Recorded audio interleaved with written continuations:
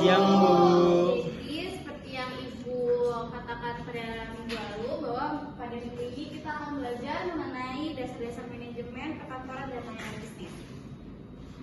Oke, untuk materi yang kita pelajari pada hari ini ada pengertian proses bisnis, ada pengertian manajemen perkantoran dan layanan bisnis, ada jenis bisnis dan layanan bisnis, dan terakhir ada konsep keselamatan kesehatan kerja atau 3. Nah, untuk pengertian proses bisnis, jadi ada dua nih pengertian proses bisnis yang Ibu ambil. Yang pertama itu mengenai kegiatan dilakukan secara manual maupun bantuan sistem informasi. Yang kedua ada juga aktivitas yang terukur dan terstruktur untuk memproduksi output tertentu untuk kalangan pelanggan tertentu. Nah, untuk contoh proses bisnis, yang pertama ada manufaktur. Pasti kalian nggak asing kan mengenai manufaktur? Ya. Pernah dengar tentang manufaktur kan ya? Pernah, Bu. Nah, untuk tujuan manufaktur itu sendiri untuk mengubah bahan mentah menjadi barang jadi.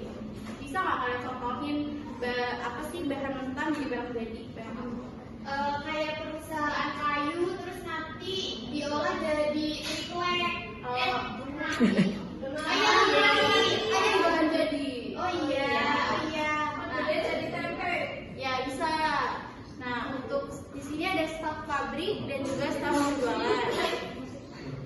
Dan untuk input itu ada pemesanan kembali, pemberitahuan pembuatan, dan bahan baku. Dan seperti yang Ibu bilang sebelumnya bahwa di manufaktur ini outputnya itu menjadi barang jadi. Seperti yang tadi contohnya jadi lemari atau jadi tempe.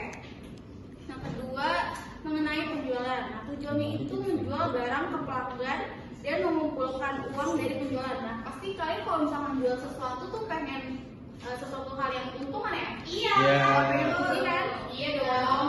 Nah, untuk stafnya itu ada staf penjualan, pelanggan, staf penagihan, dan staf gudang. Nah, untuk inputnya itu ada pesanan penjualan. Outputnya itu ada faktur, kwitansi, dokumen pengiriman. Untuk faktur kwitansi udah pernah dengar kan ya? Udah. Yang terakhir untuk contoh proses bisnis ada pembelian. Nah, tujuan itu mendapatkan barang dari pemasok dan mengelola stok untuk dijual ke pelanggan dan menghindari kehabisan stok.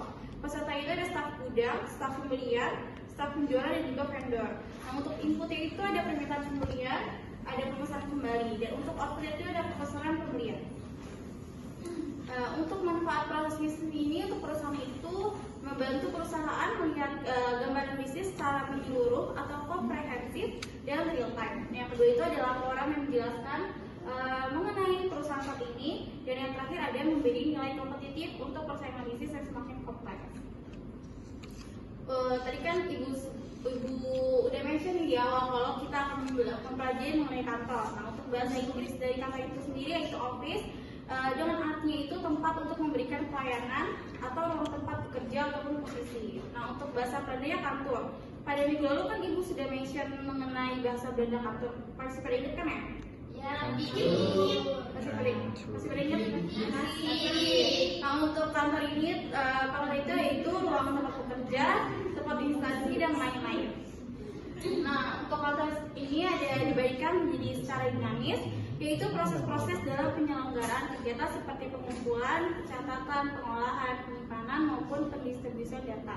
Nah, untuk kantor secara dinamis ini lebih ke manfaat kantornya. Kalau yang kedua ini ada untuk secara fisiknya ya. Kalau kantor secara fisik ini merupakan bangunan, ruang atau tempat kerja. Jadi untuk lebih ke fisiknya. Kalau yang dinamis itu lebih ke manfaatnya. Oke. Yang terakhir ada pengertian manajemen perkantoran. Nah, untuk pengertian itu yaitu proses merencanakan, melaksanakan, dan mengevaluasi aktivitas kantor dalam mewujudkan kantor sebagai penyedia layanan informasi dan komunikasi untuk membantu pencapaian tujuan organisasi secara efektif dan efisien. Sampai saat ini ada yang bertanya nggak?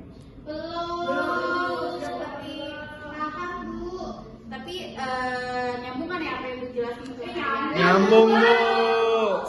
Nah, terakhir yaitu mengenai pengertian layanan bisnis. Terakhir itu yaitu layanan bisnis merupakan proses pemberian layanan kepada pelanggan atau konsumen baik yang bersifat materi maupun non materi untuk memenuhi kepuasan pelanggan. Oke. Sekian materi pada minggu ini. Untuk minggu depan kita akan bahas lebih lanjut mengenai layanan bisnis.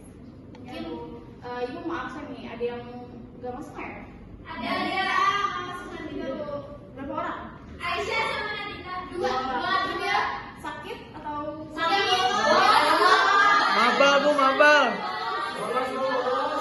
Bos. Sakit